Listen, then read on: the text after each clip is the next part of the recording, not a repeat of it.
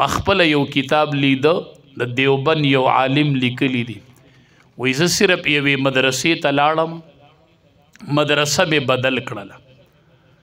ټولو استادانو باندې وګرځېدم یو استاز نه مې اجازت ونه غوښتو نور ټولو له لاړم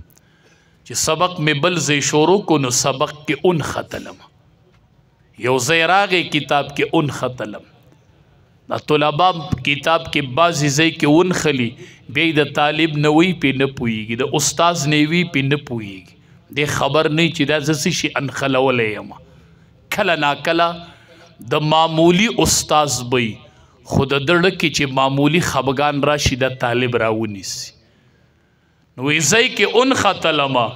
یو استاز نوام نه پوهېږم بل نوام نه پوهېږم طالب نوام نه پوهېږم نو ذهن ته مې خیال راغی نو خط مې راواغست قلم مې راواغست لیکل مې شروع کړو هغې استاز ته مې خط ولیکو د کوم استاز نه چې بې اجازته راغلی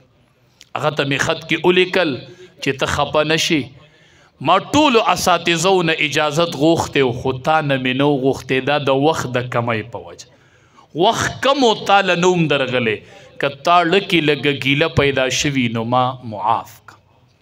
هغې استاز دلته قلم راواغست د خپل شاګرد د خط جواب لیکي ورته لیکي وي ښه د شاګرده چې خط دې راولېږه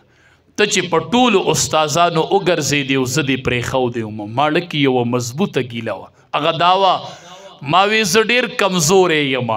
ده ته زه استاز نه ښکارېدم ده زما نه ځکه تپوس نه دی کړی ړکې مې ډېره ګیله وه ښه ده چې خط دې راولېږو هغه ګیله مې ختمه شوله زه شاګرد د الله دې په مخ رڼا که هغې عالم لیکلي وي چې د استاز خط ماله راغې او ما د استاز خط پړو کو کتاب مې وکتو خود به خود زه په هغه ځای باندې پوه شوم دا استاز زړه کې لږه ګیله راغلې و ما ته خرن جوړ شو